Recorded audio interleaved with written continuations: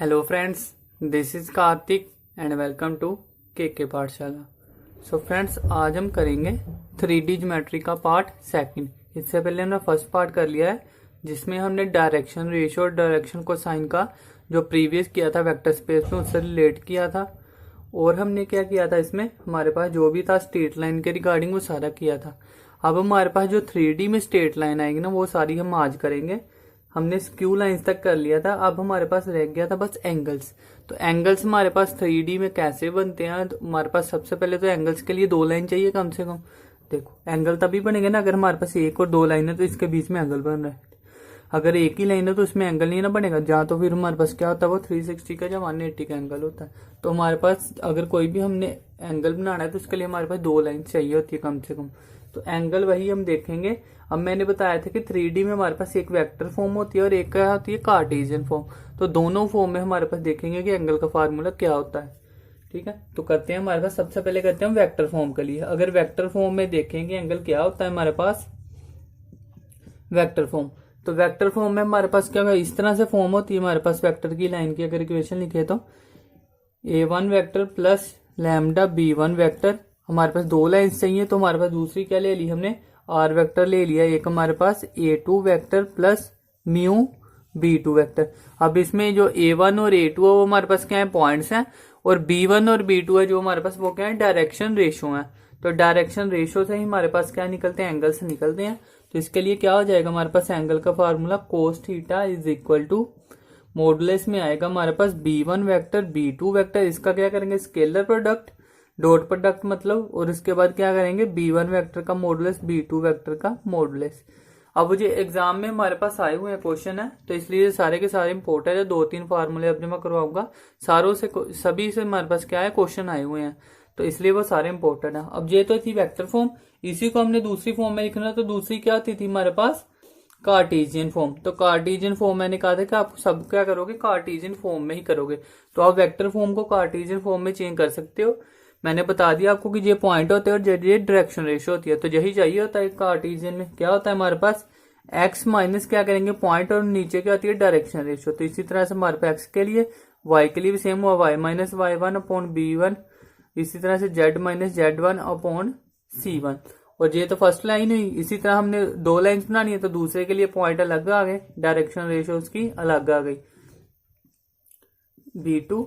और क्या आ गया हमारे पास, Z minus Z two upon में c2। तो ये हमारे पास क्या आ गई, दो लाइंस की इक्वेशन आई है। अब इससे हमने क्या निकालना है, एंगल निकालना है। तो एंगल निकालना हमारे पास आता है। अब तो कोस थीटा क्या होगा, मैंने कहा कि डायरेक्शन रेशियो वाला होता है। तो ऊपर अगर हम देखें तो सेम ही बात है। जहां पे b1 और b2 था ना, तो b1 b2 की जो वैल्यू होगी तो वो क्या बनेगी, a1 a2। हमने इसका क्या करना होता है, बस स्केलर लेने होते हैं जो हमारे पास कोफिशिएंट होते हैं। तो c1 c2 डिवाइड में क्या आ गया हमारे पास, तो डिवाइड में मॉडुलस का क्या बन जाता है, a1 का स्क्वायर b1 का स्क्वायर प्लस c1 का स्क्वायर। और दूसरा क्या आ गया हमारे पास, a2 का स्क्वायर प्लस b2 का स्क्वायर प्लस c2 का स्क्वायर। तो ये हमारे पास क्या आ गया फार्मूला, इसको भी मॉडुलस में रखना है हमने। तो ये मॉडुलस में आ गया हमारे पास, फार्मूला सेम है हमारे पास। आप क्या कर सकते हो, वेक्टर फॉर्म को कार्टेशियन फॉर्म में चेंज कर सकते हो। नहीं तो अदरवाइज आप क्या करो, दोनों याद रख लो। नहीं तो अदरवाइज आंसर जो आएगा ना, आंसर दोनों से सेम आएगा, चाहे आप वेक्टर फॉर्म में बनाओ चाहे कार्टेशियन फॉर्म में बनाओ। तो हमें तो एग्जाम में आंसर से मतलब है, तो इसलिए हम कार्टेशियन फॉर्म ज्यादा रखोगे तो आपके लिए ज्यादा सही है। ठीक है, तो अभी जो हमारे पास हुआ एंगल, आई होप समझ में आ गया होगा। इसके बाद हमने नेक्स्ट करना है, अब एंगल की बात करें हम, अगर पहले इसको रब कर ले।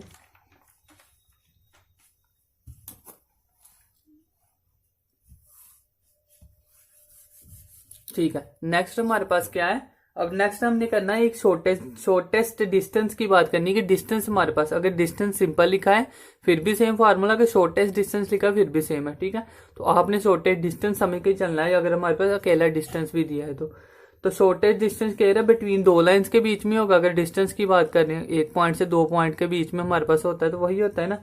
अब 3D में दो लाइन के बीच में होता है डिस्टेंस। तो shortest distance between to line हमारे पास जो स्क्यू लाइन हो सकती हैं और वो हमारे पास पैरेलल लाइन हो सकती हैं। तो दोनों हमारे पास फॉर्मूला इंपोर्टेंट है। पहले करते हैं हम, पहले किसके लिए करेंगे, शॉर्टेस्ट डिस्टेंस। शॉर्टेस्ट डिस्टेंस, एक minute, shortest distance between to skew lines. अब हमारे पास स्क्यू लाइंस क्या होती है, तो जो मैंने बता दिया था पिछली वीडियो में आपको, जो हमारे पास लाइन ना तो पैरेलल और ना ही करे इंटरसेक्ट ईच अदर, तो वो हमारे पास क्या हो जाती थी, स्क्यू लाइंस। ठीक है, तो लास्ट हमारे पास पॉइंट था पिछली वीडियो को, तो देख लेना। अब स्क्यू लाइंस का हमारे पास क्या है, तो सबसे पहले तो लाइन हमें पता होनी चाहिए, तो क्या है, R vector A1 plus lambda of B1 vector, और दूसरा हमारे पास एक और लाइन आ गई A2 vector plus mu of B2 vector. जे हमारे पास दो मान लो लाइंस आ गई हैं। ठीक है, अब इन दो लाइंस के बीच हमने निकालना है शॉर्टेस्ट डिस्टेंस, तो shortest distance is equal to formula क्या हो जाएगा इसका, सबसे पहले तो क्या है हमारे पास A2 vector minus A1 vector का हमारे पास करना है डिफरेंस। अब जहां पे आप A1 माइनस A2 कर लो फिर भी कोई फर्क नहीं पड़ेगा, क्योंकि जहां पे सारा क्या है मॉडुलस में है, तो नेगेटिव आएगा भी तो पॉजिटिव हो जाएगा। तो इसलिए डिफरेंस हमने ध्यान रखने के बाद डिफरेंस किया है। डिफरेंस किसके बीच में किया है, एक पॉइंट्स के बीच में और दूसरा क्या है डायरेक्शन रेशियो के बीच में। उन दोनों का करने के बाद हमने क्या किया, उसका स्केलर प्रोडक्ट मीन्स कि हमने डॉट प्रोडक्ट कर दिया, इसको रख लिया हमने मॉडुलस में, और डिवाइड में क्या आ गया हमारे पास B1 वेक्टर क्रॉस प्रोडक्ट कर दिया अब हमने B2 वेक्टर के साथ। ठीक है, अब क्रॉस प्रोडक्ट का मतलब क्या होता है हमारे पास की वेक्टर प्रोडक्ट है, इसमें हमारे पास डायरेक्शन भी आएगी आई जे की फॉर्म में। तो ये हमारे पास होता है shortest distance between to skew lines. इसी तरह से हमारे पास टू पैरेलल लाइंस के बीच में बताओ, ये दोनों से हमारे पास एग्जाम में क्वेश्चन आए, स्क्यू लाइन से भी और पैरेलल लाइन से भी। तो क्या है, shortest distance between two parallel lines. तो पैरेलल लाइंस की बात करें तो पैरेलल लाइंस में मैंने आपको बताया था कि हमारे पास सिर्फ कोफिशिएंट का फर्क होता है कांस्टेंट वैल्यू को, बाकी सारी चीज सेम होती है, बस कांस्टेंट जो लेते हैं वो होता है। तो R1 और जे हमारे पास दो लाइंस तो सेम ही आएगी। ठीक है, वो खुद लिख लेना आप। अब इसके शॉर्टेस्ट डिस्टेंस का फार्मूला मैं लिख देता हूँ, तो वो क्या है हमारे पास, वो भी मॉडुलस में आएगा A2 माइनस A1, ये हो गया हमारे पास पॉइंट का difference cross B vector, divide में हमारे पास क्या आ गया B वेक्टर का मॉडुलस। अब इन दोनों में अगर देखें तो फर्क तो कोई नहीं है वैसे, देखो इसमें B1 क्रॉस B2 था, इसमें अकेला B1 है, लेकिन ये क्यों है, क्योंकि इसमें हमारे पास सेम आती है वैल्यू, कांस्टेंट जो होता है वही फर्क होता है। तो जैसे मैंने बताया था AX plus BY plus C, इसकी पैरेलल लाइन खींचनी हो तो क्या आता है AX plus BY plus K, तो इसमें सिर्फ इसका डिफरेंस है, जे हमारे पास सेम रहती है ना, वो जे हमारे पास क्या है डायरेक्शन रेशियो होती है। तो यही डायरेक्शन रेशियो 2 आई थी, हमारे पास 2 थी, तो अगर सेम ही है हमारे पास तो एक ही लिख ले तो कोई फर्क नहीं ना पड़ेगा, तो इसलिए हमने एक ही लिख लिया पैरेलल लाइंस में। पैरेलल लाइंस में सेम होती है तो इसलिए एक ही लिखा, बाकी दोनों में कोई फर्क नहीं है। तो ये दोनों क्वेश्चन है हमारे पास, दोनों से हमारे पास क्या आए हुए हैं, एग्जाम में क्वेश्चन आए हुए हैं। इससे रिलेटेड आपको एक दो एग्जांपल आएगी तो समझ आ जाएगी, वैसे आपको नोट्स में एक दो एग्जांपल की हुई भी मिल जाएंगी। ठीक है, बाकी आप इसको ध्यान रख लो। अब हमने क्या करना है इसके बाद, जे हमारे पास क्या हो गया शॉर्टेस्ट डिस्टेंस और हमारे पास एंगल, ये दोनों हमने कर लिए हैं। अब इसके बाद हमारे पास है प्लेन। ठीक है, हमने अभी तक क्या किया था, स्ट्रेट लाइन स्टार्ट किया था, और स्ट्रेट लाइन से रिलेटेड जो भी था हमारे पास शॉर्टेस्ट डिस्टेंस आता है, जो स्क्यू लाइन के लिए, पैरेलल लाइन के लिए एंगल आते हैं, जो एक पॉइंट के लिए, दो पॉइंट के लिए, स्ट्रेट लाइन से जो भी क्वेश्चन बनते थे ना वो सारे कर लिए। अब हमारे पास 3D में आता है एक न्यू कंसेप्ट हमारे पास प्लेन। अब प्लेन हमारे पास क्या होता है, यही होता है ना जिसमें हमारे पास नंबर ऑफ इनफाइनाइट लाइन भी हो सकती है, लेकिन एक ही एरिया में। जैसे मैंने बताया कि जो बोर्ड है हमारे पास, तो ये क्या है एक प्लेन की तरह है। तो प्लेन होता है हमारे पास, जितना एरिया किसी ने कवर किया होता है वो हमारे पास होता है वन प्लेन। तो जो हमारे पास हो गया प्लेन। अब प्लेन की पहले थोड़ी सी डेफिनेशन करते हैं और उसको फिर स्टार्ट करते हैं। इंपोर्टेंट कंसेप्ट है ये 3D ज्योमेट्री का।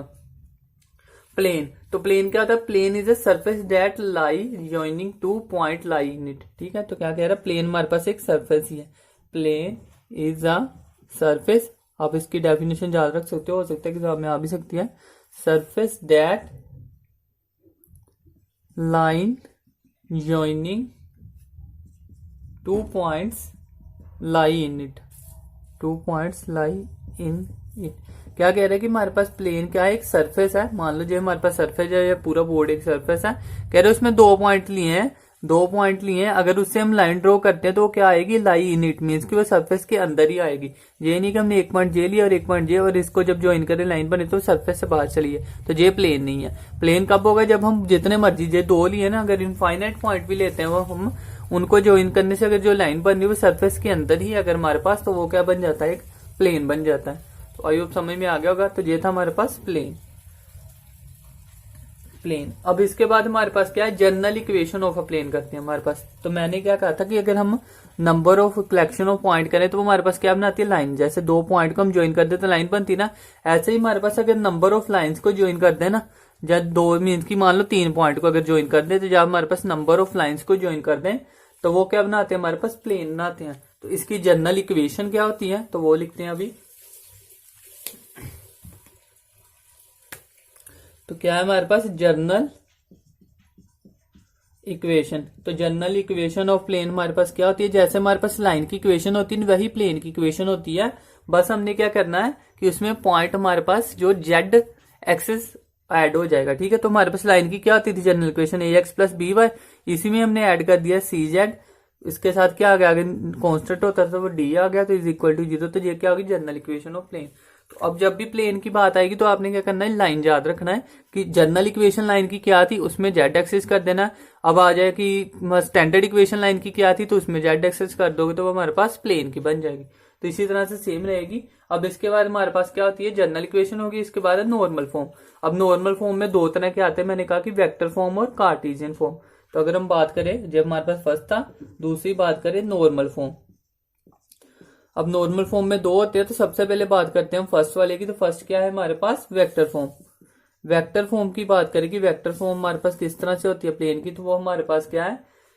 अब इसमें वैसे तो आपको वेक्टर ज्यादा रखने की जरूरत नहीं, मैंने कहा कि वेक्टर को आप प्लेन में कर लोगे कन्वर्ट कार्टेशियन फॉर्म में, तो वो आपको ज्यादा याद रखने की इंपॉर्टेंस है। बाकी मैं आपको बता देता हूँ, नोट्स में आपको डिटेल में मिलेगी सारी चीज, मैं आपको जहां पे सिर्फ फार्मूला बता देता हूँ, ठीक है।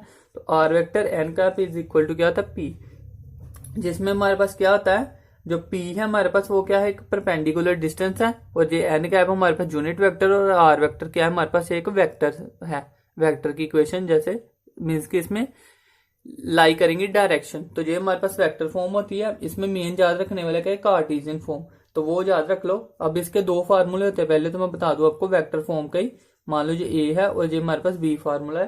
तो एक क्या होता है, R vector dot N vector is equal to D. अब इसमें क्या था, परपेंडिकुलर डिस्टेंस था, इसमें हमारे पास सिर्फ डिस्टेंस है, और एन जहां पे हमारे पास क्या है, वेक्टर है, जहां पे कैप था मीन्स की यूनिट वेक्टर।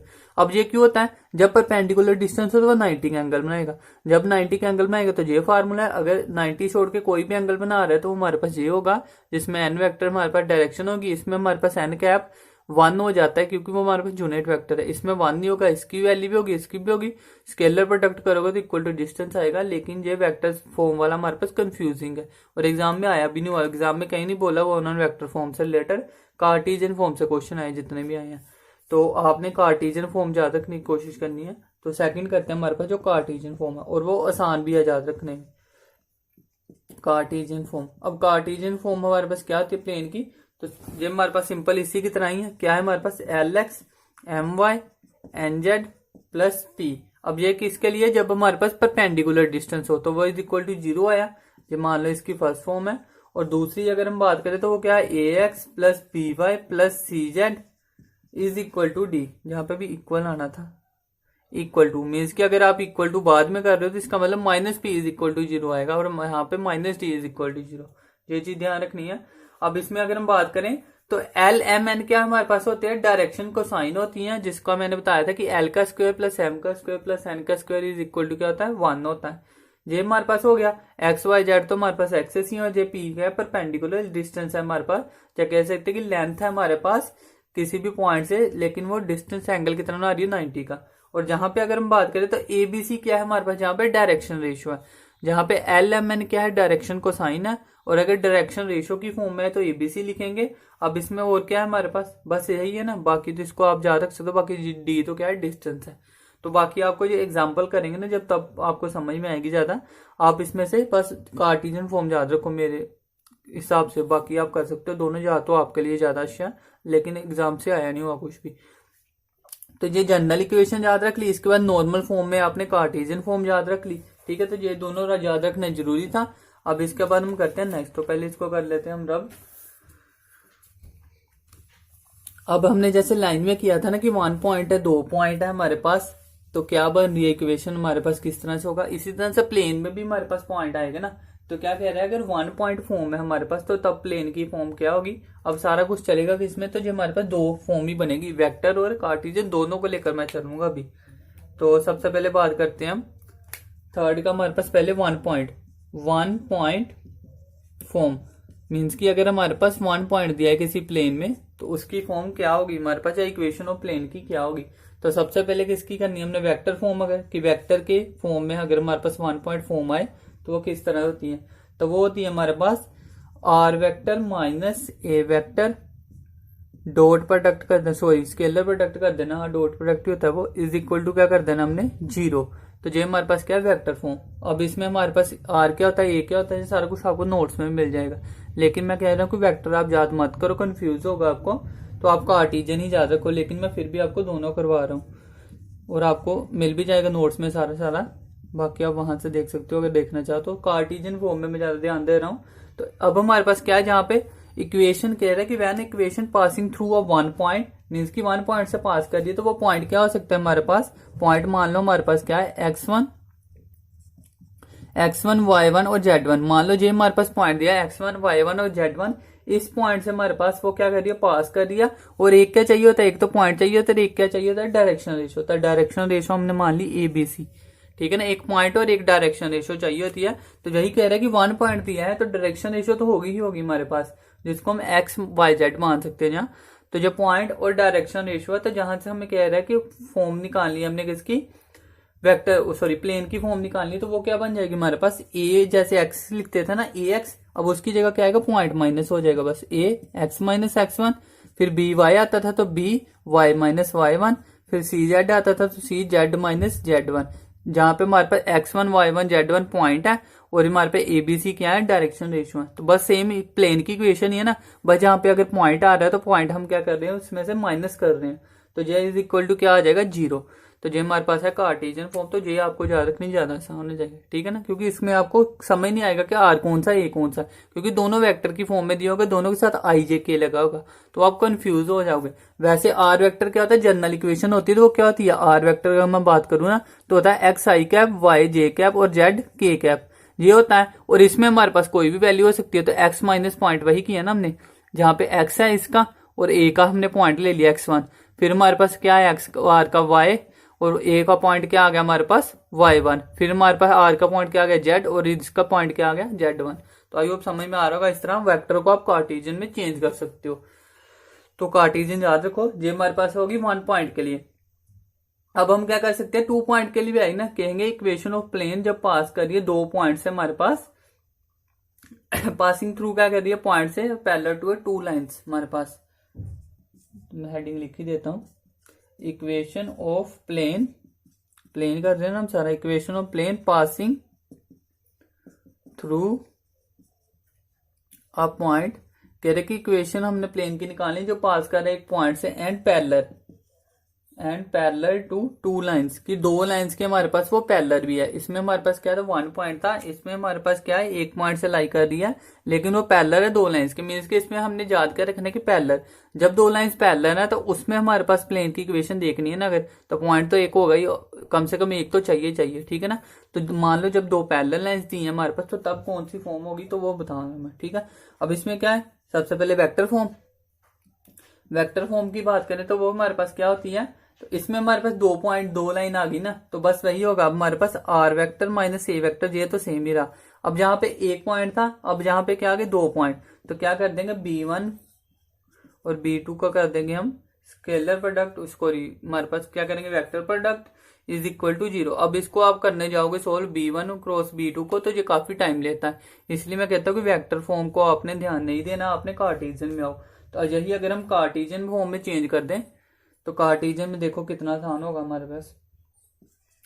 तो कार्टेशियन फॉर्म में हमारे पास क्या है, क्या कह रहे हैं, 2 लाइंस थी है ना, तो क्या करना है हमने, बस उसका ग्राफ निकाल देना मॉडल। तो पहले मैं बता दूं आपको पॉइंट क्या है। मान लो ये हमारे पास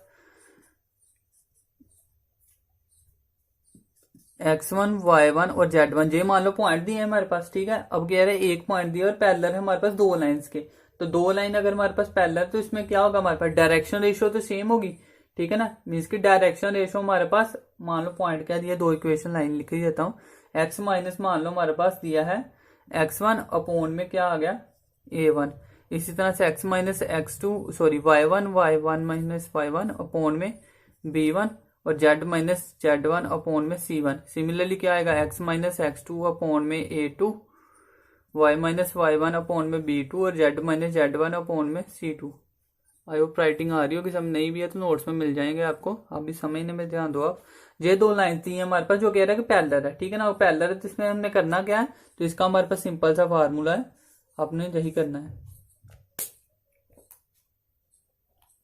तो क्या है हमारे पास फार्मूला, वो क्या कर रहा है, x minus X one mean की जो फर्स्ट पॉइंट है x minus X one, Y minus Y one और z माइनस जेड वन, और नीचे क्या आ जाएंगे डायरेक्शन रेशियो। तो डायरेक्शन रेशियो क्या है, पहले की a1 b1 c1, दूसरे की है a2 b2 और c2।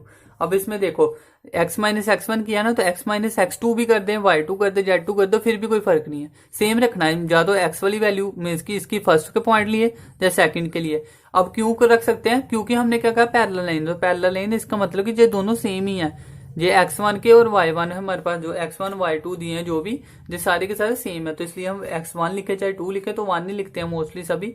तो क्या करेंगे, जब माइनस पॉइंट किया और नीचे दोनों को क्या आगे डायरेक्शन है। अब इसका निकालना है हमने डिटर्मिनेंट, तो जब डिटर्मिनेंट निकालेंगे उससे जो आंसर आएगा हमारे पास, तो वही क्या होगी, कार्टेशियन फॉर्म बनेगी, ठीक है ना, जहां से x और जहां से कोई आई कैप आ जाएगा, इसमें हमारे पास जे कैप की फॉर्म आ जाएगी, जहां से के कैप की फॉर्म, तो वो हमारे पास इक्वेशन बन जाएगी। तो आई होप समझ में आ गया होगा, ये क्या है, इक्वेशन ऑफ अ प्लेन जो पास कर रही है पॉइंट से और पैरेलल टू है लाइंस के। तो ये हो गया हमारे पास फोर्थ पॉइंट। अब इसके बाद नेक्स्ट करते हैं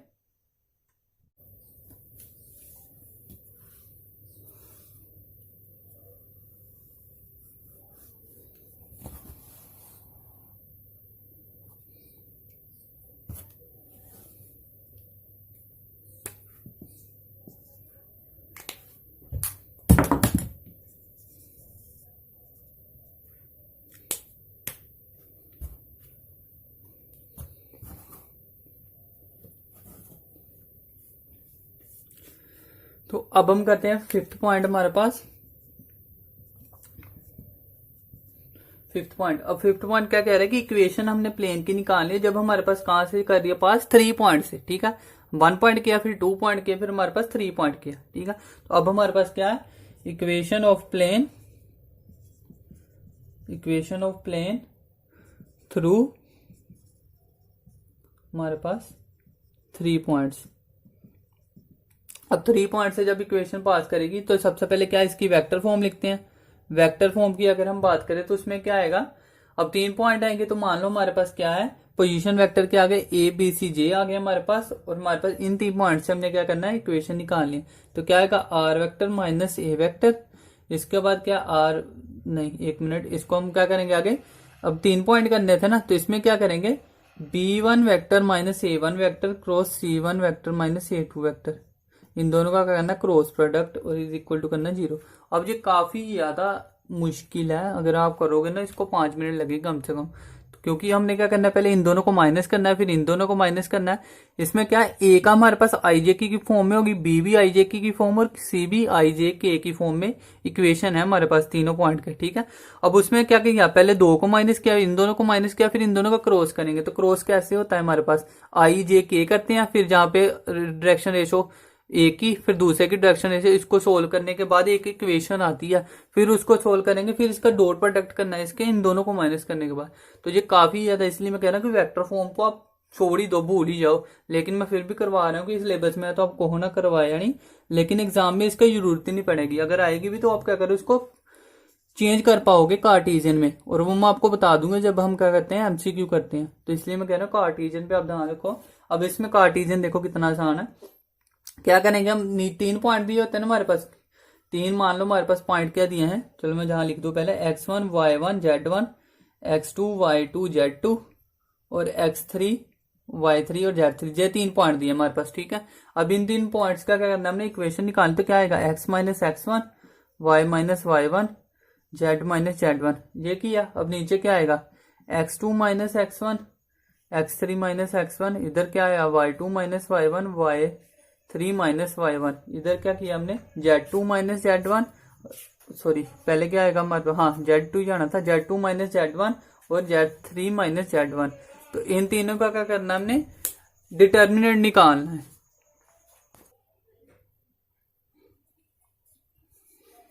सॉरी थोड़ी सी डिस्टरबेंस हो गई थी।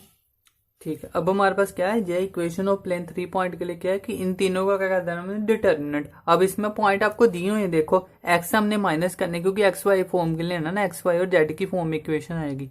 तो एक्स माइनस पॉइंट है, ये हमारे पास 1 2 3 कुछ ऐसे करके दियोगे न्यूमेरिक वैल्यू, ये भी न्यूमेरिक वैल्यू और ये भी न्यूमेरिक वैल्यू। तो तीनों को माइनस करने के बाद कोई फॉर्म आएगी जो हमारे पास, वो क्या आएगी, एक्स आई कैप वाई जे कैप जेड के कैप। तो इस तरह की कोई फॉर्म आएगी हमारे पास, तो वही उसने कहा इक्वेशन ऑफ प्लेन। तो ये इक्वेशन ऑफ प्लेन ही होगी हमारे पास। तो यही इक्वेशन हमारे पास जो आएगी वो क्या होगी, इक्वेशन ऑफ प्लेन। तो 3 पॉइंट के लिए हमने निकालना हो, तो ये हमारे पास क्या था, इक्वेशन ऑफ प्लेन 3 पॉइंट निकालने के लिए।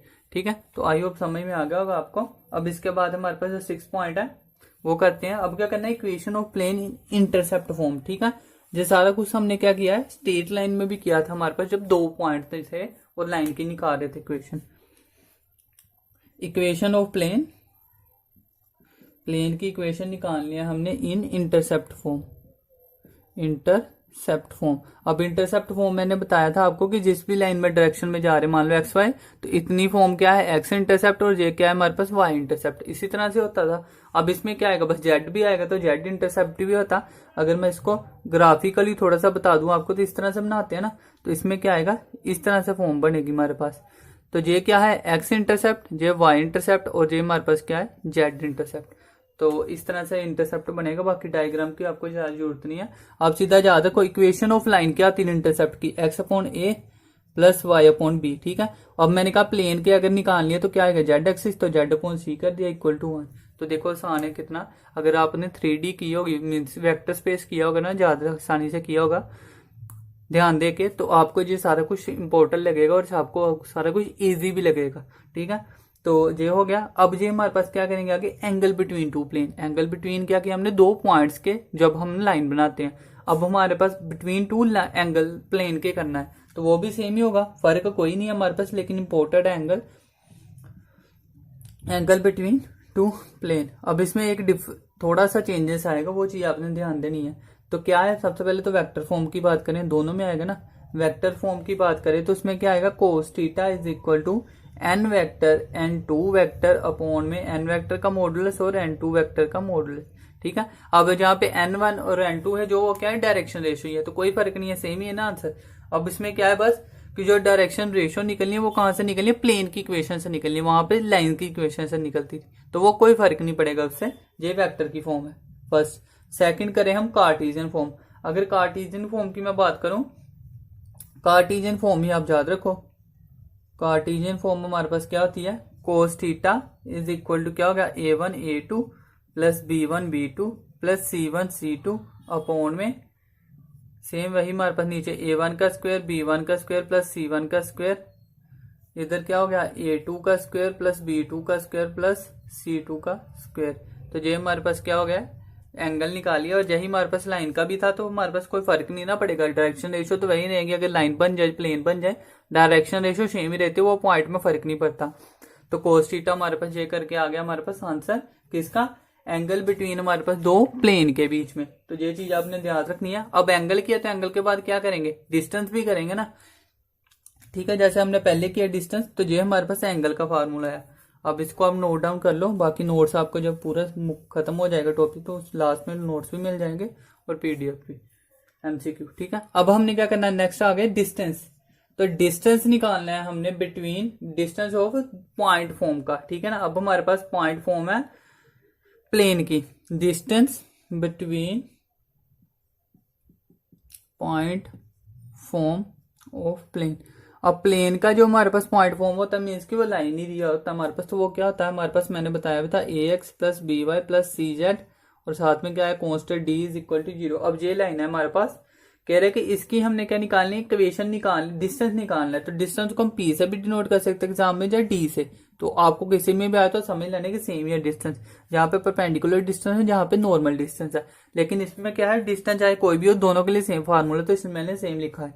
इसमें क्या है, a x1 plus b y1 plus c z1 plus d divide में क्या आ गया हमारे पास, a का स्क्वायर प्लस b का स्क्वायर प्लस c का स्क्वायर। और जो सेम मैंने वहां पे किया था स्ट्रेट लाइन में 2 के लिए भी, ax1 plus b y1 plus c upon में a के स्क्वायर प्लस b के स्क्वायर किया था, जहां पे d आ गया बस, सॉरी z एक्सेस आ गया, तो c आ गया c z1 प्लस d।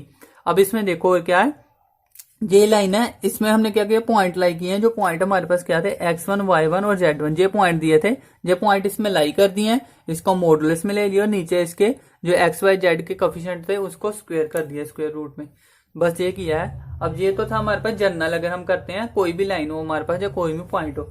अब यही अगर हमारे पास पैरेलल हो और पैरेलल लाइन से क्वेश्चन आया हुआ है इसमें से भी, तो क्या है, डिस्टेंस निकालना है हमने बिटवीन पैरेलल लाइंस के, ठीक है। अब लाइंस क्या था, तो जहां पे क्या आएगा, प्लेन आएगा। अब जहां पे, क्योंकि हम प्लेन की बात कर रहे हैं, तो distance between two parallel plane. अब पैरेलल प्लेन क्या होंगे, तो यही होंगे ना हमारे पास। एक बार क्या आ जाएगा हमारे पास, चेंज कहाँ आएगा, जहां एक बार d1 हो जाएगा, एक बार d2 हो जाएगा। चलो मैं लिख ही देता हूं, ax1 by1 plus c y1 भी लिखने की जरूरत नहीं क्योंकि सेम रखना है ना हमने, तो एक्स वाई लिखो, सी जेड प्लस d1, और दूसरा क्या आएगा, ax plus by plus c z plus d2। क्योंकि मैंने क्या कहा था, जे कोफिशिएंट वाले सेम रहते हैं, बस हमारे पास कांस्टेंट चेंज होता है। तो जहां d1 आ गया, जहां d2, तो मान लो जब हमारे पास पैरेलल लाइन तो है, तो इसका डिस्टेंस निकालना, तो वो क्या है, मैंने कहा था वहां पे क्या था, c1 माइनस c2 किया था, याद हो अगर आपको। जहां पे करेंगे डिस्टेंस हमारे पास क्या है, कांस्टेंट d, तो d1 माइनस d2, नीचे वही आ गया कांस्टेंट की हमारे पास कोफिशिएंट के स्क्वायर। तो ये देखो सेम चल रहा है हमारे पास, सेम स्ट्रेट लाइन, अगर आपको वो याद है तो जहां पे कोई डिफरेंस ही नहीं है। तो ये हो गया हमारे पास, ये क्या था, डिस्टेंस पैरेलल लाइन का। इसके अलावा हमारे पास एक और अनदर मेथड भी होता है, आप वो याद मत करो, लेकिन नोट्स में मिल जाएगा अगर आपने करना है याद तो, लेकिन ये सबसे बेटर है, तो इससे ही आप याद करो, ये सही है, सबसे आसान है ये। और जहां से क्या होगा कि आपको ऑप्शन देखने में आसानी होगी। कई बार क्या होता है, माइनस करने पे जो वैल्यू आ रही होती है एक ही ऑप्शन में होती है, तो बाकी की ध्यान ही नहीं देना आपने, ठीक है। तो इस तरह से एग्जाम में आंसर आ सकते हैं। अब जहां तक हमारे पास 6 पॉइंट हो गए थे, 6 पॉइंट के बाद अब हम करते हैं 7th पॉइंट। 7th पॉइंट हमारे पास क्या है, इक्वेशन निकालनी है प्लेन की parallel to a given plane. हमारे पास जैसे करते थे, एक लाइन है और हमने क्या निकालनी थी, इक्वेशन निकालनी थी इसके पैरेलल की, कि इसके पैरेलल थी, तो वहां पे क्या करते थे, बस के करते थे कोफिशिएंट चेंज। अब यही प्लेन दिया कह रहा है उसके पैरेलल प्लेन निकालना है, तो क्या होगा, तो क्या है, equation of plane parallel to given plane, means कि एक प्लेन दिया है और उसके पैरेलल हमने दूसरा प्लेन करना है। तो एक प्लेन जो दिया होगा वो क्या होगा हमारे पास, तो वो क्या होगा, ax plus B Y plus सी जेड, सिंपल जो जनरल होता है हमारे पास, plus D is equal to 0। अब इसके पैरेलल निकालना है, तो इसके पैरेलल जो होगा प्लेन वो क्या होगा, बस क्या होगा, कांस्टेंट वैल्यू चेंज होगी, ax बी वाई प्लस सी जेड, और प्लस क्या होगा, कांस्टेंट के चेंज हो गया, जहां डी की जगह के। तो जो मैंने सारा कुछ वहां पे भी करवाया सेम है। अब ये पैरेलल के लिए था, अब ये हमारे पास किसके लिए आ सकता है, यही चीज हमारे पास जब क्या कह रहा है कि इक्वेशन ऑफ प्लेन पास कर दिया हमारे पास इंटरसेक्शन ऑफ 2 पॉइंट से, कि 2 पॉइंट इंटरसेक्शन हो रहे हैं, वहां पे कर दिया equation of plane passing through intersection of 2 plane, means कि 2 प्लेन हमारे पास दिए हैं और उसके बीच में इंटरसेक्शन कोई पॉइंट आ रहा है। मान लो जब लाइन की जैसे मैंने करवाया था, ये 2 लाइन है, तो जहां पे अगर इंटरसेक्ट हो रही है, तो जहां से जो इक्वेशन जाएगी लाइन की वो पूछ रहा है। इसी तरह से जब प्लेन के लिए भी सेम होगा, बस प्लेन हमारे पास 3D में होता है, वही फर्क है, वो कोई नहीं है। तो क्या कह रहा है इसमें, इसकी वेक्टर फॉर्म आप खुद कर लेना, कोई जरूरत नहीं याद करने की, कार्टेशियन बता रहा हूं मैं, नोट्स में मिल जाएगी अगर आपने करनी है। तो ऐसे अगर कराऊंगा तो हो सकता है आपको फिर ज्यादा कंफ्यूजिंग हो, तो मैं बताता ही नहीं अभी, ठीक है। अब हमारे पास क्या है, a1x plus b1y plus c1z plus d1, साथ में क्या आ गया हमारे पास, some constant a2x plus b2y plus c2z plus d2 is equal to 0। और यही इक्वेशन मैंने वहां पे भी करवाई थी, वहां पे क्या था, a1x प्लस b1y सम कांस्टेंट a2x प्लस b2y, ठीक है। साथ में सी था जहां पे और जहां पे डी था, जब जहां पे सी कर दिया तो जहां d1 d2 हो गया। तो यही हमारे पास चेंज है, बस कोई नहीं है। और इक्वेशन ऑफ प्लेन जो पास करिए इंटरसेक्शन ऑफ 2 प्लेन, बाकी आपको नोट्स में काफी सारा ना क्लीन होके मिला होगा, लाइन वाइज मिलेगा, तो वहां पे आपको ज्यादा समझ में आएगी। अभी फर्स्ट टाइम हो सकता है कि आप थोड़ा कंफ्यूज भी हो रहे हो, लेकिन क्योंकि फार्मूला इतना ज्यादा है और फार्मूला बेस्ड ही सारे क्वेश्चन है, तो ये सारे याद रखने जरूरी है। इसके बिना आपको क्वेश्चन भी समझ में नहीं आएगी, कुछ भी समझ में नहीं आएगा। तो आपने जब फार्मूला रट लेने हैं बस किसी तरह, कि जब अप्लाई होने आए तो बाकी आपको प्रैक्टिस के साथ अप्लाई करने आएंगे। जैसे आपने आई थिंक पीछे 2-3 टॉपिक थे मैट्रिक्स से और भी 2-3 टॉपिक्स में, तो सेम किए हुए थे आपको, मैंने करवाए भी थे नोट्स में, लेकिन आपको अप्लाई नहीं करने आ रहा था। आप पूछ रहे थे इसका शॉर्टकट क्या है, और वही क्वेश्चन मैंने शॉर्टकट से बताए थे फिर आपको कि ये शॉर्टकट ही है। तो इसलिए मैं कह रहा हूँ कि सारा कुछ है, लेकिन अगर आपको जाता होगा तो फर्स्ट टाइम में अप्लाई भी नहीं होगा, प्रैक्टिस के साथ होगा अप्लाई, ठीक है। लेकिन आपको पहले तो याद करना पड़ेगा फार्मूला, तो ये याद रख लेने, याद वाला आपने कभी भी भूलना नहीं है, ठीक है। तो आई होप आपको समझ में आ गया होगा। अब इसी के साथ हमारे पास जो प्लेन वाला इक्वेशन है, तो वो हमारे पास प्लेन वाला इक्वेशन यहाँ पे हो गया है खत्म। अब नेक्स्ट हमने करना है लाइन एंड प्लेन, दोनों हो गए जब, ठीक है। पहले इसको कर ले रब। पहले हमने क्या किया कि लाइन है अकेली हमारे पास, उसके रिगार्डिंग जो भी हमारे पास एंगल थे, डिस्टेंस था, जो भी उसके रिगार्डिंग जो इक्वेशन आ रही सारी की। फिर हमने क्या किया, प्लेन लिया। प्लेन में हमारे पास जो लाइन, प्लेन के रिगार्डिंग पैरेलल परपेंडिकुलर थे, जो एंगल आ रहे हैं, जो हमारे पास डिस्टेंस आ रहा है, वो सारा किया। अब हमारे पास क्या आएंगे, लाइन और प्लेन दोनों आएंगे, ठीक है। लाइन एंड प्लेन मीन्स की हमारे पास क्या होगा, एक लाइन भी दी होगी, एक प्लेन भी दिया होगा, या 2 लाइन 2 प्लेन, या कुछ भी करके, मीन्स की इन दोनों के बीच में जो कंपैरिजन होगा ना वो है। और एग्जाम में इससे काफी क्वेश्चन आए हुए हैं, तो ये इंपॉर्टेंट बनता है इसलिए, ठीक है। अब सबसे पहले तो मैं बता दूं आपको कि क्या है हमारे पास। मान लो फर्स्ट अगर मैं हमारे पास कहूं कि एक लाइन दी है और एक ही हमारे पास क्या दिया, प्लेन, मीन्स की 1 1 दिए हैं दोनों, 1 लाइन और 1 प्लेन। तो क्या करेंगे, लाइन किस फॉर्म की होगी, तो x माइनस x1 अपॉन में a1 equal to y minus y1 upon में b1 equal to z minus z1 upon में c1। ये हमारे पास क्या दिया, लाइन, ठीक है। एक तो लाइन दी और दूसरा प्लेन दिया है, तो प्लेन की इक्वेशन अगर हम करें तो वो क्या होगी, ax plus by plus cz plus d is equal to 0। तो ये हमारे पास है दो, एक लाइन और एक प्लेन दिया हुआ है, ठीक है।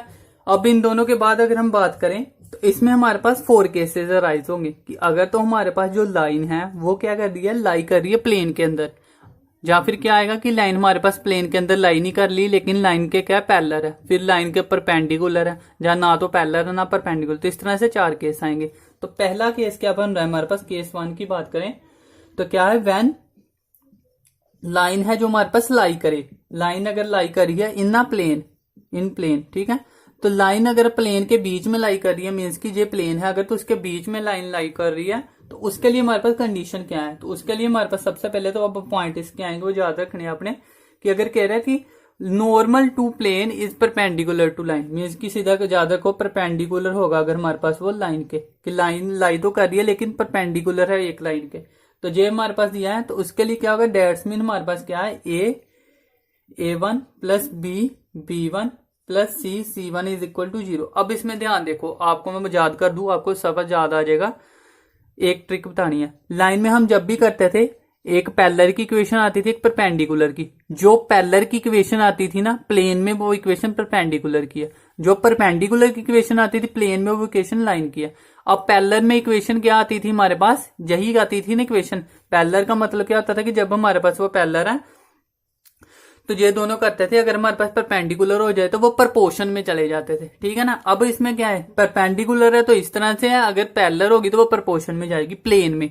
तो ये चीज ध्यान रखनी है, जब हमारे पास लाइन प्लेन दोनों, अगर दोनों लाइन है तो सेम है, दोनों प्लेन है तो सेम है। अगर एक लाइन एक प्लेन दिया है ना, तो फिर हमारे पास कंडीशन उलट होगी। जब परपेंडिकुलर होगा तो वो क्या होगा, हमारे पास प्रोडक्ट उसका 0 हो गया। इसी तरह से हमारे पास दूसरा पॉइंट क्या है, कह रहा है कि पॉइंट है कोई हमारे पास, मान लो एक पॉइंट दिए हैं x1 y1 z1, ये पॉइंट दिए हैं ऑफ जो लाइन सेटिस्फाई करेगी, of line satisfy plane. Plane को हमारे पास कह रहा है कि ये पॉइंट लाई करने चाहिए, तो कैसे करेंगे, a of x y1 z1 है तो a x1 b y1 plus c z1 is equal to 0। तो इस तरह से हमारे पास ये पॉइंट क्या करेंगे, लाई करेंगे। तो आई होप समझ में आ गया कि ये 2 पॉइंट याद रखने हैं। ये किसके लिए है, केस 1 के लिए, जब हमारे पास क्या है, लाइन लाई कर दिया हमारे पास प्लेन में। अब दूसरी इक्वेशन क्या आएगी हमारे पास, लाइन जब हमारे पास पैरेलल टू होगी प्लेन के, but not in the plane, कि प्लेन के अंदर नहीं होगी लेकिन उसके पैरेलल होगी। मान लो जो प्लेन दिया है इसके अंदर नहीं है लेकिन इसके पैरेलल चल रही है, तो वो हमारे पास लाइन की बात करनी है। केस 2 करते हैं हम।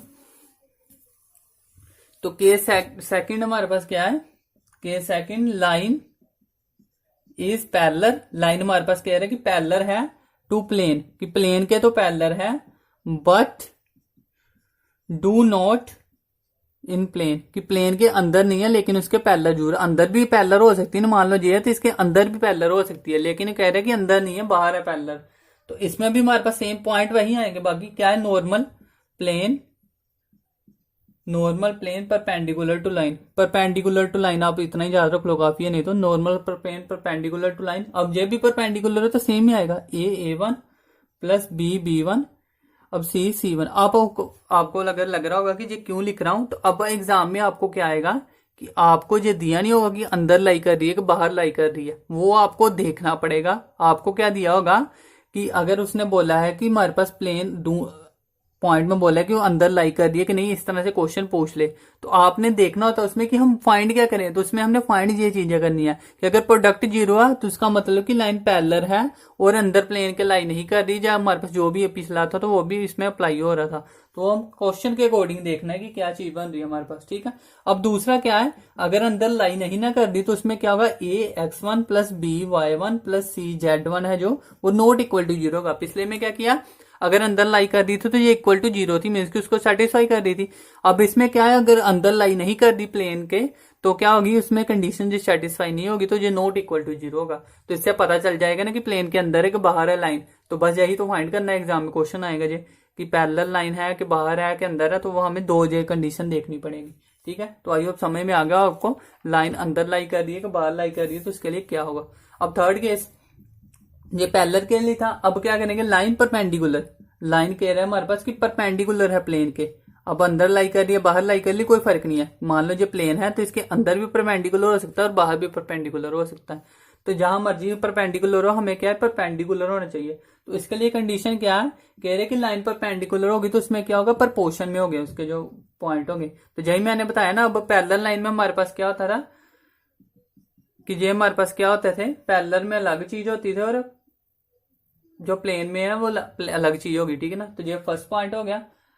अब इसी तरह इसके लिए क्या कर सकते हैं, हम इंटरसेक्शन पॉइंट भी हम पॉइंट फाइंड कर सकते हैं, लेकिन वो इतना इंपॉर्टेंट नहीं क्योंकि एग्जाम में कभी नहीं आया, लेकिन आपको नोट्स में मिल जाएगा तो आप देख सकते हो, ठीक है। इसके बाद जो फोर्थ पॉइंट है कि नाइदर पैरेलल नॉर परपेंडिकुलर, वो भी इंपॉर्टेंट नहीं है क्योंकि एग्जाम में कभी नहीं आया, आपके सिलेबस में भी नहीं है वो, लेकिन फिर भी आपको नोट्स में मिल जाएगा अगर आपने याद करना है, ठीक है ना। उसमें से आपको मैं बता दूं एक इंपॉर्टेंट चीज क्या है, तो एंगल है। तो ऐसे ही आप एंगल याद रख लो कि जब भी लाइन प्लेन दिया है ना तो तब एंगल चेंज होता है। एंगल क्या बन जाता है हमारे पास, कोस 90 माइनस थीटा बनता है। तो 90 माइनस थीटा क्या बन जाता है, साइन थीटा। तो ये चीज ध्यान रखने वाली है बस, जहां पे बाकी सेम ही आएगा, B1 प्लस C1 अपॉन में इधर क्या आ गया, A1 का स्क्वायर प्लस B1 का स्क्वायर प्लस C1 का स्क्वायर, और दूसरा क्या आ गया, A के स्क्वायर B का स्क्वायर और C का स्क्वायर। तो ये हमारे पास बन गया। लेकिन इधर क्या होता था, पहले हमारे पास कोस थीटा होता था, अब साइन थीटा होता था। तो अब आपको पता है कोस 30 हमारे पास अलग होगा और साइन 30 हमारे पास अलग होगा। तो इस तरह से आंसर में फर्क आएगा इससे। तो ये चीज ध्यान रखनी है, कोस और साइन में हमारे पास जब लाइन प्लेन दिया है ना तो तब आपने एंगल जो निकालना है, अगर दोनों लाइन है तो तब भी कोस होता है, दोनों प्लेन है तब भी कोस होता है, अभी मैंने करवाया था ना। लेकिन जब हमारे पास लाइन प्लेन है, दोनों है ना, तो उसके कॉम्बिनेशन से क्या बनेगा, हमारे पास साइन बनता है। तो ये चीज ध्यान रखने वाली है, ये आपने चीज ध्यान रखनी है, ठीक है। अब हमारे पास जो हेडिंग चल रही थी, फर्स्ट हेडिंग हमने की थी कि जब हमारे पास क्या है, एक लाइन दी है और एक ही प्लेन दिया है, ठीक है ना। अब हमारे पास क्या है कि हमारे पास 2 लाइंस दी हुई हैं और एक प्लेन दिया है, जब हमारे पास 2 लाइंस दी हुई तो तब क्या कंडीशन बनेगी, तो वो देखना है अब हमने पॉइंट, ठीक है। बाकी नोट्स में आपको पूरा क्या है सीक्वेंस वाइज मिलेगा, तो आपको वहां पे कंफ्यूजन नहीं होगी। अभी आप सिर्फ उतना ही देख रहे हो जितना मैं पढ़ा रहा हूँ, तो इस वजह से भी आपको लग रहा होगा कि अगर कंफ्यूजन होगी भी, नोट से आपको सारा क्लियर हो जाएगा। बाकी आपको एक बार याद रखना पड़ेगा सारा कुछ, बाद में आपको इजी लगेगा। तो क्या कह रहा है, when equation of 2 lines given. अब 2 लाइंस कौन सी होगी हमारे पास, तो मैं बता देता हूँ, सेम ही होगी ना, x माइनस x1 अपॉन में A1, y minus y1 upon में B1 और z माइनस z1 अपॉन में C1। ये फर्स्ट लाइन होगी। इसी तरह से x माइनस x2 अपॉन में A2, y minus y2 upon में B2 और z माइनस Z2 अपॉन में C2। ये 2 लाइन हमारे पास गिवन दी है। अगर 2 लाइन हमारे पास गिवन दी है तो क्या कह रहे हैं कि लाइन हमारे पास क्या क्या हो सकता है इसमें, तो वो हमने देखना है। तो जब भी 2 लाइन गिवन दी होगी ना, हम इसमें से क्या फाइंड कर सकते हैं कि वो जहां तक कोप्लेनर हमने फाइंड करना है कि नॉन कोप्लेनर या इंटरसेक्शन पॉइंट, ये 3 चीजें से फाइंड कर सकते हैं। तो फर्स्ट देखते हैं, कह रहे कि लाइन आर नॉन कोप्लेनर। अब हमारे पास पूछेगा कि लाइन हमारे पास कोप्लेनर दी है कि नहीं दी है, तो वो हमने कैसे फाइंड करना है, तो इस तरह से करना है हमने। तो लाइन आर कोप्लेनर लेनर, ठीक है, देख लेना स्पेलिंग थोड़ा सा हो गया। अब हमारे पास क्या है, लाइन अगर नॉन कोप्लेनर है तो इसमें से हम क्या कर सकते हैं, हमने दो चीजें देखनी है कि इसका शॉर्टेस्ट डिस्टेंस है जो बिटवीन दो लाइंस के, वो हमारे पास क्या आ रहा है। अगर तो शॉर्टेस्ट डिस्टेंस बिटवीन दो लाइन के वो हम फाइंड कर सकते हैं जहां से, जहां हमारे पास क्या आएगा कि परपेंडिकुलर टू बोथ साइड की, मीन्स दो लाइन दी है जो वो परपेंडिकुलर होनी चाहिए, तो वो क्या होती है, कोप्लेनर। अब हमारे पास जो फाइंड करना है ना, दूसरा क्या है, line are coplanar, line are coplanar. तो कोप्लेनर में हमने वहां एग्जाम में आएगा तो हमने दोनों थोड़ी ना देखने, हमने देखने कोप्लेनर है कि नहीं, अगर है तो ठीक है, नहीं है तो वो नहीं होंगे, ठीक है ना। तो नहीं होंगे तो हमने जो फार्मूला यूज करना है तो वो सेकंड वाला ही करना है। लेकिन मैंने बताया कि इसमें से क्या क्या निकल सकता था वो मैंने बता दिया, बाकी वो डिटेल में आपको नोट्स में मिला होगा। तो x2 minus x1, y2 minus y1, z2 minus z1, ये तो हो गया फर्स्ट पॉइंट। नीचे के आगे डायरेक्शन रेशियो, तो a1 a2, b1 b2 और c1 c2। तो ये हमने क्या करना है, सेम मैंने प्लेन में भी बताया था आपको, यही दो वहां पे क्या थे, लाइन थी ना, वहां पे क्या थे, दो प्लेन थे। अब जहां पे दो लाइन आई है, लेकिन क्या है हमारे पास, हमने फाइंड क्या करना है कि लाइन प्लेन अगर दोनों इक्वेशन हो तो इसमें से कोप्लेनर फाइंड करना है, तो इस तरह से है, ठीक है। तो आई होप समझ में आ गया होगा। अब इसमें मैंने कहा था कि x1 लिख दो, चाहे आप y1 x2 लिख दो, कोई फर्क नहीं पड़ेगा, पैरेलल के लिए बोला था मैंने, ठीक है ना। लेकिन कोप्लेनर अगर हमारे पास होगी तो वो पैरेलल ही होती है हमारे पास। हमने क्या होता है, कोप्लेनर आइदर पैरेलल और परपेंडिकुलर, जब परपेंडिकुलर होती है जब पैरेलल होती है, दोनों में से एक होती है, तो हम पैरेलल मान के चले तो x2 भी लिख सकते हैं, यहाँ पे x2 y2 z2, ठीक है ना। तो कोई फर्क नहीं पड़ेगा उससे, तो ये चीज आपने ध्यान में रखनी है। अब हमारे पास थर्ड क्या आएगा कि व्हेन पॉइंट, हम पहले इसका थर्ड पॉइंट लिखते हैं ना। थर्ड क्या आएगा हमारे पास कि लाइन कोप्लेनर है तो इंटरसेक्ट ईच अदर। लाइन हमारे पास क्या कह रही है, कोप्लेनर है and intersect each other, intersect कर रही है हमारे पास वो ईच अदर। तो ये 3 पॉइंट बनते हैं इससे, बाकी आपको नोट्स में सारा आसानी से मिला होगा।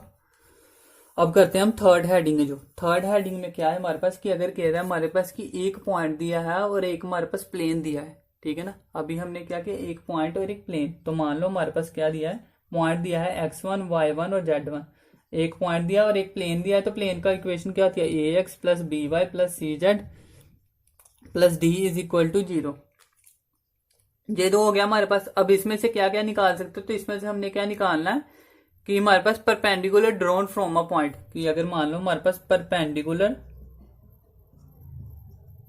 ड्रॉन फ्रॉम पॉइंट, कि परपेंडिकुलर ड्रॉ कर रहे हैं पॉइंट से, तो किस तरह से आएंगे, तो क्या आएगा, x minus x1 upon a, y minus y1 upon में b और z माइनस z1 अपॉन में c। अब ये सारा का सारा हमारे पास है। इसके अलावा आपको 3 और पॉइंट मिल जाएंगे जो कि आपके एग्जाम के रिलेटेड इंपॉर्टेंट नहीं है, तो आप मत करो या तो ठीक है, क्योंकि वो IIT लेवल के है, लेकिन आपको नोट्स में मिल जाएंगे, आपने याद करनी है अगर तो। इसके अलावा एक मैं बता देता हूँ और जो इंपॉर्टेंट है, बाकी आपको नोट्स से कर लेना, क्योंकि ज्यादा जहां पर करोगे तो आप कंफ्यूज हो जाओगे। तो लेंथ ऑफ परपेंडिकुलर डिस्टेंस कह रहे कि परपेंडिकुलर डिस्टेंस निकालना है फ्रॉम पॉइंट। तो पॉइंट हमारे पास कोई भी हो सकता है, फ्रॉम पॉइंट, ठीक है। तो इसमें क्या होगा, जो भी हमने किया हुआ ना पहले, ax1 plus by1 plus cz1 plus d। अब हमारे पास क्या है, जो सारे एग्जाम में जो फार्मूले हैं ना वो सेम ही आ रहे हैं, लेकिन हमारे पास अलग अलग चीजें हैं ना, तो इसलिए आपको कंफ्यूज हो गए। तो लेकिन हमारे पास होता है ना ऐसे, जैसे लाइन, दो लाइन और दो प्लेन के सेम फार्मूले हैं, लेकिन हमें अलग से करना पड़ेगा ना, अदरवाइज हम अलग से नहीं करेंगे तो कंफ्यूज हो जाएंगे, क्योंकि एक दो पॉइंट है जो डिफरेंस है। तो अगर हम कहेंगे कि सारा कुछ सेम है तो आपको फिर कंफ्यूजन होगी। तो जो डिफरेंस है इसलिए मैंने अलग अलग कराए, पहले दो लाइन कराई, फिर दो प्लेन कराए, फिर लाइन प्लेन के कराए। तो इस तरह मैं सीक्वेंस में चल रहा हूँ कि आपको डिफरेंस उन दोनों में समझ आ सके। तो यही मैंने कहा था कि अभी जितना इंपॉर्टेंट है वो उसमें से जो यही है। अब इसके अलावा अगर आपको कुछ लगता है तो वो आप कर सकते हो। एक दो हिंट पॉइंट है जो हमारे पास, जो आप फार्मूला समझ लो, जो प्रॉपर्टी समझ लो, वो आपको अब मैंने करवानी है, ज्यादा एग्जाम में आई हुई है, ठीक है। तो वो आप देख लो। सबसे पहले तो क्या है कि cos 2 alpha cos 2 beta plus cos 2 gamma is equal to क्या था, -1। एक जे पॉइंट याद रखो इसके, क्योंकि एग्जाम में आई हुई चीजें हैं और इसका अगर सोल्व करने बैठोगे तो वो मतलब नहीं है। इसको आप फार्मूले की तरह ट्रीट करके इसको याद कर लो बस। साइन के square gamma is equal to 2, ठीक है।